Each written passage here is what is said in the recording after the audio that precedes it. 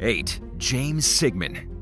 In July of 2018, Texas County, Missouri Sheriff James Sigman and Lieutenant Deputy Jennifer Tomaszewski were accused of committing multiple crimes and acts of misconduct over a nearly 2-year period.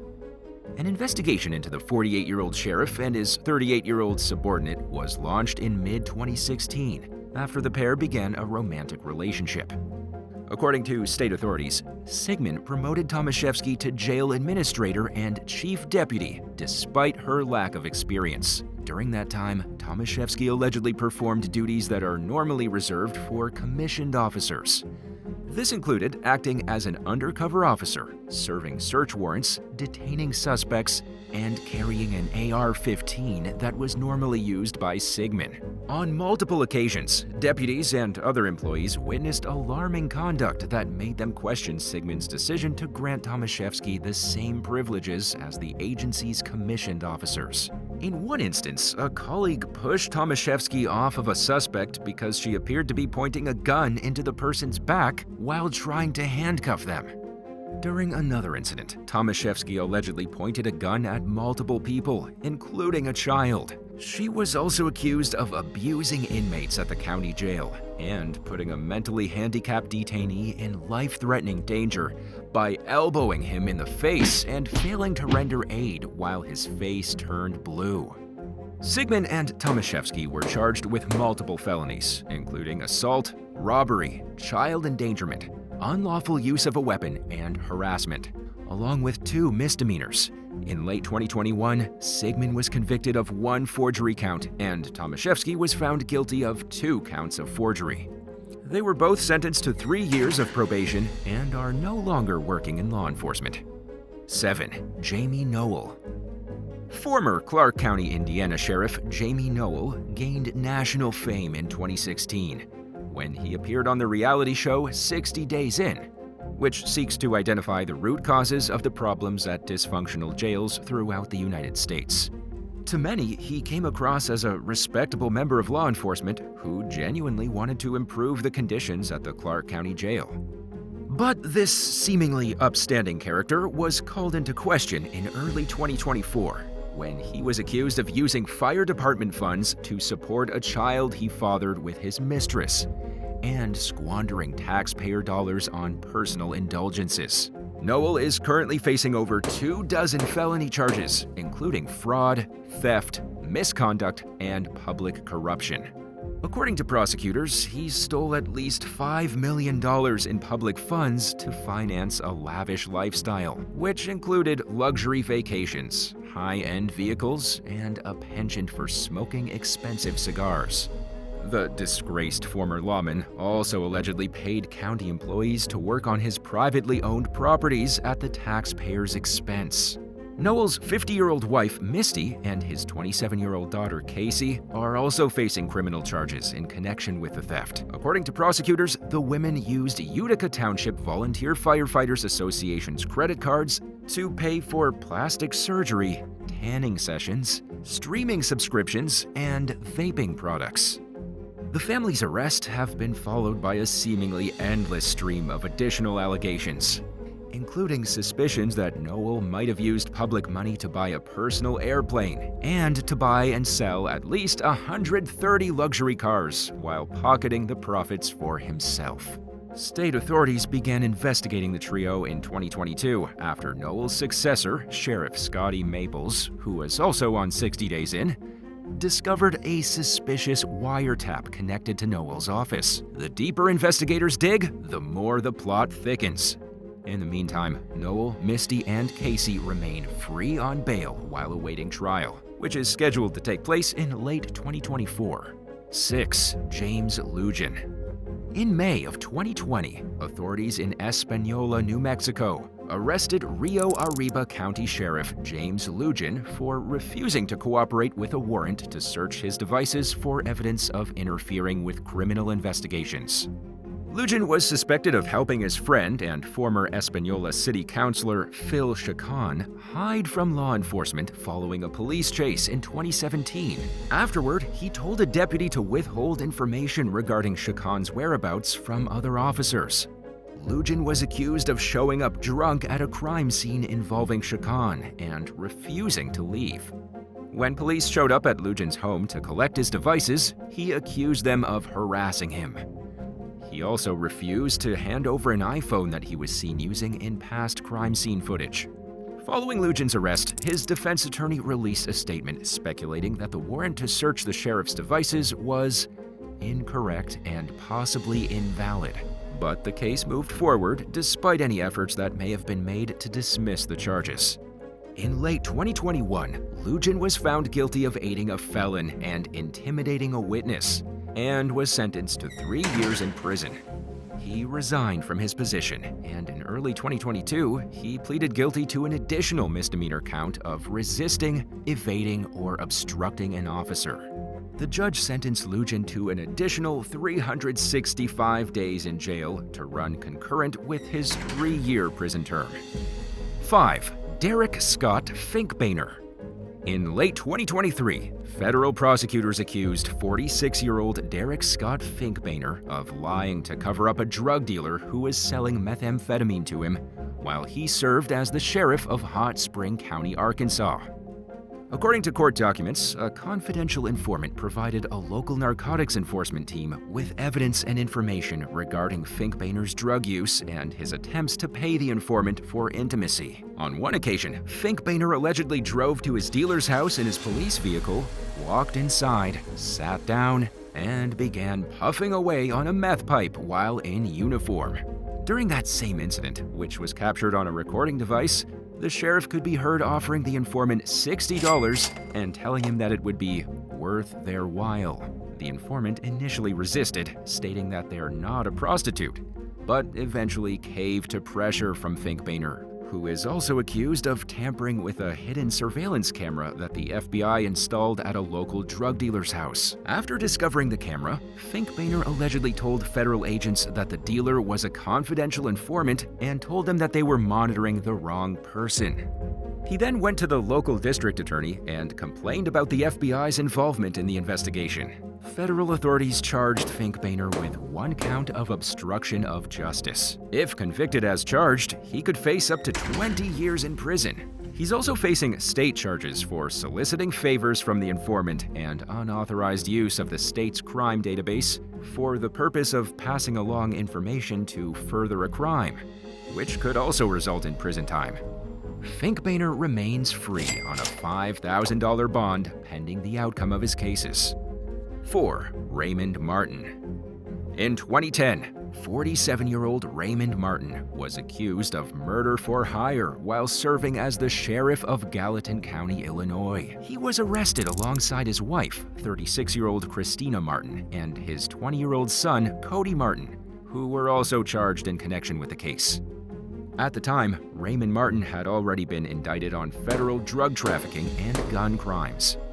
The murder for hire charge came amid allegations that he had tried to hire a hitman to kill 2 witnesses in the drug case, while being held without bail. He was also accused of threatening to kill a drug dealer working beneath him who wanted out of the game, prompting the dealer to cooperate with investigators out of a fear for his life. Martin ended up facing 15 felony charges total. Despite the damning nature of the allegations against him and the fact that he was detained, he refused to resign as sheriff throughout the entirety of his case. He was removed from office following his conviction later that year on all 15 counts. Martin was sentenced to 2 consecutive life terms plus 10 years. Because there's no parole in the federal prison system, he'll remain behind bars until his dying day. While handing down the punishment, the judge described Martin as the worst of humanity and nothing but a common thief and thug, whose only regret was that he got caught. Instead of taking responsibility for his actions, Martin denied any wrongdoing and claimed that he wasn't the man that the authorities had painted him out as. 3. Terry Gray. On what began as a normal day in Robertson County, Kentucky in December 2023, local Sheriff Terry Gray was accused of driving his patrol car while intoxicated. The incident began shortly after 2 p.m. when Kentucky State Police responded to a call about an argument between 46-year-old Gray and a Robertson County School District employee who accused the sheriff of smelling like alcohol. Surveillance footage showed Gray pulling up to a local school in his marked pickup truck and exiting the vehicle. He reportedly told Superintendent Sanford Holbrook that he was there for traffic control purposes. Shortly thereafter, Gray could be seen entering his truck as school resource officer Kenny Brockman approached the vehicle. During their conversation, the men began making animated hand gestures toward one another, indicating that the discussion had escalated into a heated disagreement. Holbrook joined the conversation, and the tense interaction continued for several minutes before Gray drove away. Officers caught up with Gray at his home in Mount Olivet, where they observed multiple signs of intoxication, including slurred speech and a strong odor of alcohol. Gray admitted to drinking vodka that morning and appeared to be unsteady on his feet, despite his claims that he had stopped drinking hours earlier. According to court documents, a breathalyzer test revealed a blood alcohol content of 0.206, more than 2.5 times the legal limit for driving in the state of Kentucky. Gray allegedly refused to provide a blood sample, forcing the police to obtain a court order for the specimen. He was charged with driving under the influence, and the case appears to be ongoing. 2. Charles Chuck Jenkins. In April of 2023, federal prosecutors accused a Maryland sheriff of lying to the Bureau of Alcohol, Tobacco, Firearms, and Explosives while helping a friend carry out an illegal gun rental scheme. In the state of Maryland, most gun dealers are banned from importing machine guns unless the weapons are intended for use by law enforcement as demonstration models. According to authorities, Frederick County Sheriff Charles Chuck Jenkins submitted 5 letters to the ATF requesting samples of weapons that he had no legitimate plans to even consider buying for the agency's use, including a belt-fed gun that was designed for combat. The fully automatic weapons were instead given to local firearms dealer Robert Kropp, who allegedly rented them out to customers for use at his shooting range, the Machine Gun Nest. Prosecutors claim that Kropp never demonstrated the guns to Jenkins, and that the partnership between the two men was both profitable and politically beneficial, but highly illegal. Both Jenkins and Kropp are facing federal charges related to the alleged gun conspiracy. They each pleaded not guilty and are scheduled to be tried separately starting in December of 2024. After 17 years in office, Jenkins temporarily stepped down to address his legal issues, vowing to remain on a self-imposed leave of absence until his case was resolved. He went back on his word 4 months later by returning to work, a move that drew both widespread criticism and praise. In explaining the decision to return to active duty, Jenkins stated, "As it stands, I'm still the elected sheriff of Frederick County." And he apparently plans to remain in that position as long as he continues to enjoy the presumption of innocence that every criminally accused defendant in the U.S. is entitled to. And now for number 1. But if you want to hear more bizarre and crazy stories, stay tuned after the video for some more content. 1. Mark Brave. Mark Brave was just 36 years old when he was elected as the sheriff of Strafford County, New Hampshire in 2020. Making him both the state's youngest ever sheriff and first African-American sheriff. Unfortunately, the milestone was marred by allegations of felony theft when Brave was accused of stealing $19,000 in public funds. According to prosecutors, Brave used his county credit card to pay for fake business meetings, while in reality, he was rendezvousing with multiple different lovers. Authorities also claim that he submitted false paperwork for reimbursement of job-related out-of-pocket costs. Brave allegedly lied to a grand jury about the nature of the so-called business trips that he paid for with county funds. During one of these trips, a female employee traveled to Florida with him and claimed that she stayed with family when she had actually stayed in Brave's hotel room with him. Additionally, prosecutors are accusing Brave of lying about multiple trips to Maryland to see a political colleague who supposedly canceled their meetings at the last minute. In August of 2023, Brave was charged with 8 felonies, including theft by deception, 2 counts of falsifying physical evidence, and 5 counts of perjury. Following his arrest, he was placed on administrative leave and banned from traveling out of state. Brave was initially released on bail, which prosecutors sought to revoke after discovering that he lived in neighboring Massachusetts. Authorities also accused him of lying about his finances in order to qualify for a court-appointed defense attorney. Brave maintained his innocence, claiming that the allegations against him were politically and racially motivated. He accused the county's commissioners, who are all Democrats, of wanting him to step down from the get-go, which the commissioners denied. Meanwhile, he reassured the public that he did not spend public funds with the intention to deceive the county or its residents, and announced his plans to fight the charges. 4 months after his arrest, Brave resigned from his post, saying that it was in the county's best interests for him to step aside while he addressed the allegations he was facing in court. The former sheriff stated that he was honored to have served Strafford County and that he hoped to do so again in the future, once his pending legal matter was resolved. By stepping down as sheriff, Brave managed to avoid having his bail revoked, and the court lifted his travel restrictions.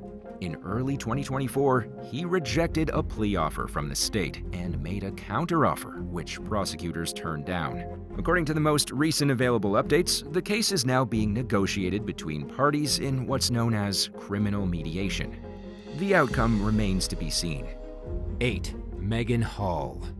In late 2022, a whistleblower contacted the mayor of Laverne, Tennessee, with allegations of inappropriate contact between the city's police officers. At the center of the scandal was 26-year-old Megan Hall, a married cop who was accused of having affairs with numerous colleagues. There were also rumors of a Girls Gone Wild party at an officer's house, where strip card games took place and inappropriate photos were exchanged.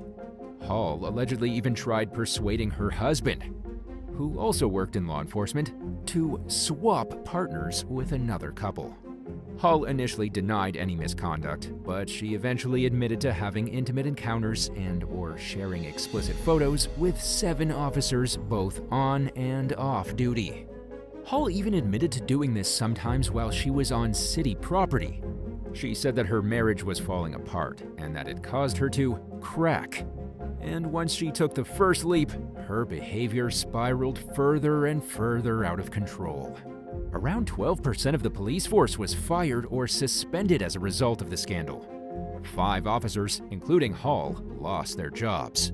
Police Chief Burrell Chip Davis was also fired.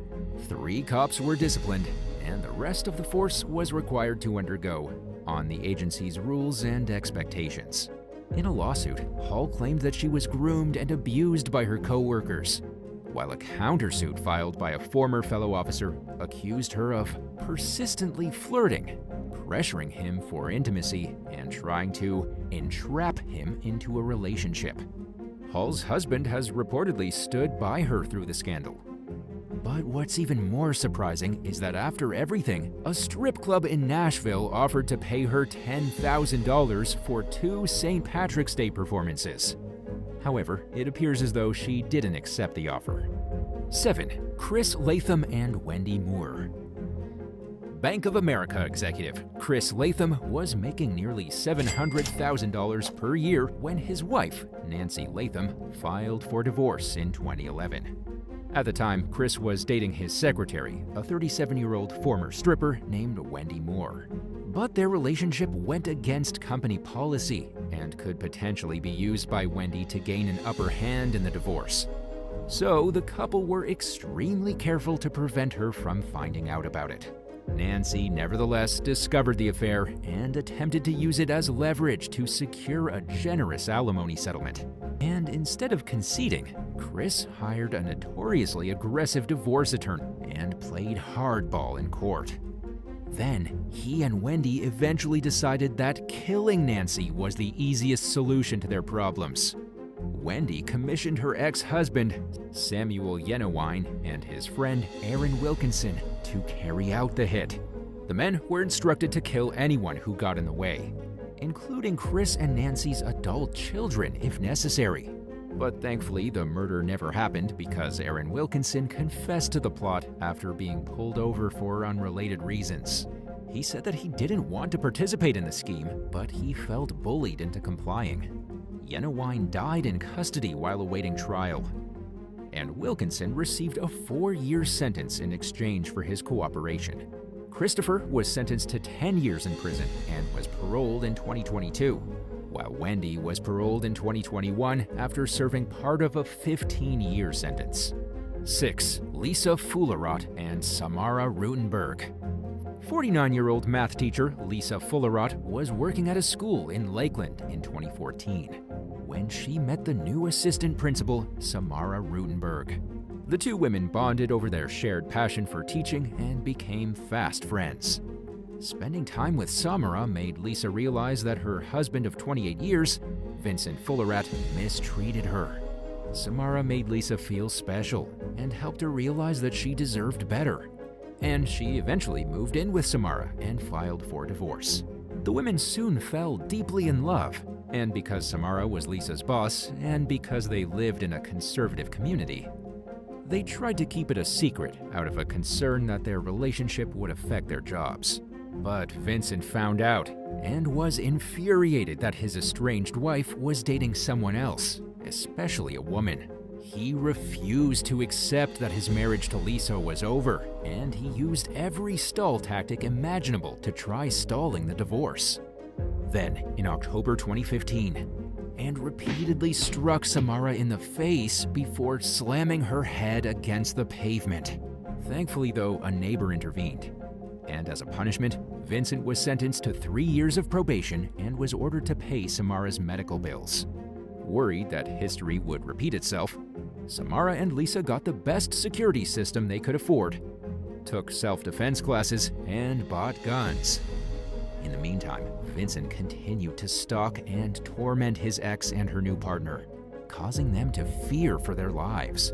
A year and a half after the attack on Samara, in early 2017, Vincent broke into the woman's house again, but this time he was armed with a shotgun. When Lisa and Samara heard their security alarm going off, they grabbed their firearms and prepared to defend themselves. A shootout ensued, and Samara shot Vincent square in the chest twice. But he was wearing a bulletproof vest. Unfortunately, everyone died at the scene. When police discovered the bodies the next day, they found a note Vincent had written attached to his chest. But the contents were never made public. In hindsight, nothing about the tragedy was surprising. Vincent had inflicted constant terror on Lisa and Samara for quite some time, and it was no coincidence that he chose to commit the double murder when he and Lisa's divorce was almost finally complete. 5. Whitney Franks, James Prest, and Ruth Rutna. In 2020, 26-year-old Whitney Franks discovered that both she and a coworker, Ruth Rutna, were having affairs with their boss, James Prest, at a sporting goods store in Milton Keynes, England. Prest had a long-term partner and a family at home, but somehow he still found time for his affair with Franks, which began in 2016, and his additional affair with Rutna, which started in 2017. By the time Franks discovered that Prest was also seeing Rutna, she'd been transferred to another store, most likely as a strategy to keep her from finding out about the other affair. Authorities would later accuse her of following Prest, claiming that she had no other way of tracking his movements. Prest had already started distancing himself from Franks, who begged him to continue seeing her. In an email to her boss, she promised to give him the world if he would just give her a chance to do it. The very next day, an anonymous tipster warned authorities that someone had posted an ad on the dark web looking for a hitman to kill Rutna. In the posting, the person wrote that they were willing to pay £1,000, $1,200 or more, to get rid of a woman who'd caused, quote, a lot of problems in their life. When police paid Rutna a visit to warn her that her life could be in danger, she said that she had a hunch that Franks might be behind the ad. She turned out to be correct, and Franks was arrested for solicitation of murder. She thought she'd gotten in touch with a hitman from the notorious Mexican Sinaloa drug cartel, but in reality, the website was a sham. In court, Whitney Franks argued that she never meant to follow through with having Rutna killed, but the jury didn't believe her. She was found guilty as charged and was initially sentenced to 12 years in prison. However, she had her punishment cut in half after successfully arguing that her original sentence was too harsh. 4. Dr. Thomas Michael Dixon, Rochelle Shatina, and Dr. Joseph Sonier. A Texas woman named Rochelle Shatina began an affair with Dr. Thomas Dixon in 2008 after going to him for Botox injections at his medical spa in Amarillo. Dixon's wife discovered the affair and filed for divorce. But Dixon and Shatina continued to date exclusively for a handful of months. Their relationship was rocky, and Shatina ended it when she realized that it wasn't the type of romance she was looking for. In 2011, she began dating another doctor, Joseph Sonier, who she met at a ballroom dancing class. At the time, Dixon was still obsessively trying to win her back. Shatina sent him a text message making it clear that she'd moved on and was happy with her new partner. But this failed to deter Dixon. In fact, if anything, it only further motivated him to drive a wedge between his ex-girlfriend and her new beau. It was no coincidence that Shatina soon began to get the impression that someone was watching her and trying to interfere with her relationship. The situation escalated into deadly violence one night in July 2012, when someone shot Sonier dead at his house as he arrived home from work. A few days later, a man named Paul Reynolds told police that his roommate, David Shepard, had confessed to killing someone in Lubbock. Shepard admitted during questioning that Dixon had paid him for the hit with 3 silver bars and a box of cigars. He pleaded guilty to first-degree murder in order to avoid the death penalty and was sentenced to life in prison. During Dixon's trial for first-degree murder, Shepard suddenly changed his story and testified on the stand that he'd acted alone. He claimed that Dixon had sent him to Sonier's property to take photos, and that he decided on his own to kill the victim. As a result, the trial ended in a hung jury. When prosecutors retried Dixon, they failed to call Shepard to the stand.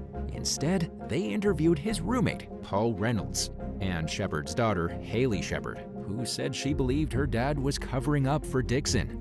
This time, the jury found Dixon guilty of 2 counts of capital murder, and he was sentenced to life without parole. 3. Heidi Cing and Michael Pollock. Over a 10-year period starting in 2008, a Wall Street hedge fund manager named Michael Pollock began seeking therapy from a psychologist, Heidi Cing, for his anxiety and other issues. And within 6 months, Pollock began developing an attraction to Cing. There were a million reasons why it was a bad idea for Pollock and Cing to surpass the boundaries of their provider-client relationship. In addition to crossing obvious ethical lines to begin with, they were both married. But things became physical about 3 years into their sessions, according to Pollock, who later claimed that the affair continued for a decade. In 2023, Pollock filed a lawsuit accusing Cing of charging him more than her standard rate, sometimes thousands per session, in what she allegedly called mistress money. The lawsuit claims that Pollock forked over around $250,000 worth of these additional payments. Pollock argues that Cing manipulated him into being emotionally dependent on her by convincing him that his wife was controlling and difficult to love. They communicated outside their sessions via email, and Cing allegedly opened up to Pollock about her own problems, which would never happen in a truly professional situation. In 2021, Pollock began feeling pressure to choosing between Cing and his wife, at which point he ended his treatment. In addition to the allegations against Cing, the lawsuit accuses the psychologist's mentor, Joseph Neuwirth, of encouraging the illicit conduct. But as far as consequences go, nobody has been criminally charged, and the current status of the case is unclear. 2. Andrea Fairington and Alexander Kozak. 23-year-old security guard Alexander Kozak was working at a shopping mall in Coralville, Iowa. when he befriended 20-year-old Andrea Fairington in 2015. Andrea was working at a welcome center outside a children's museum, and the two began a semi-romantic relationship which never became physical. They exchanged hundreds of text messages, but Andrea ended the situation before it could go to the next level after noticing that Alexander had an explosive temper. Feeling led on by Andrea, Alexander retrieved his gun, re-entered the mall, and shot the young woman 3 times from behind. She died from her injuries despite extensive efforts to revive her, and Alexander was charged with first-degree murder. During questioning, Alexander admitted to killing Andrea. His attorney nevertheless argued that he was guilty of a lesser crime because he was mentally unstable and snapped, and because Andrea was allegedly knocking him, quote, back and forth like a ping pong ball. According to defenses, he simply lost control over his emotions in the moment, and was therefore less culpable than someone who deliberately plotted the crime ahead of time. Alexander's own mother acknowledged that he had a short temper when she took the witness stand at his trial. She said that she noticed that her son became even more volatile shortly before the murder, and she even admitted that she wasn't surprised about the shooting. But both she and Alexander's sister testified that he was a natural protector who always looked out for others. Needless to say, the jury was unswayed by these claims, and in the end, Alexander was found guilty as charged and was sentenced to life in prison without parole. 1. Emmett Corrigan and Candy Hall. 28-year-old Ashley Harmon was pregnant with her 5th child in 2010 when her lawyer husband, Emmett Corrigan, began cheating on her with a married 40-year-old paralegal named Candy Hall at his Idaho law firm. As a successful attorney, Emmett already worked long hours to begin with. His affair with Candy kept him away from home even more, and when Ashley confronted him about why he was gone all the time, he said he was simply working hard to provide for their family. That same evening, Candy's husband, Rob Hall, reached his breaking point with Candy's absence from their marriage. Instead of staying at home to sort things out with their respective spouses, Emmett and Candy met up in a Walgreens parking lot. They took a ride through a residential neighborhood where they parked and had intercourse in Emmett's pickup truck. During the booty call, Candy's daughter had noticed her car in the Walgreens parking lot and was confused about why she couldn't find or get a hold of her mother. She called Rob and asked if he knew where Candy was, and Rob proceeded to call Candy while Emmett was driving her back to the Walgreens lot. At some point during the conversation, Emmett grabbed Candy's phone and challenged Rob to a fight outside the pharmacy. Rob was waiting in the parking lot when Emmett pulled in. Candy was the only witness, and she gave multiple conflicting statements to law enforcement about what happened. But one thing was clear. The confrontation had ended with Rob fatally shooting Emmett. Rob Hall was convicted of second-degree murder in 2012 and was sentenced to 17.5 years in prison, which means he could see freedom as early as 2028. Thanks for watching. Which of the following is worse and why? A corrupt sheriff or an incompetent sheriff? Share your thoughts in the comments below, but be sure to subscribe first. See you soon. Bye.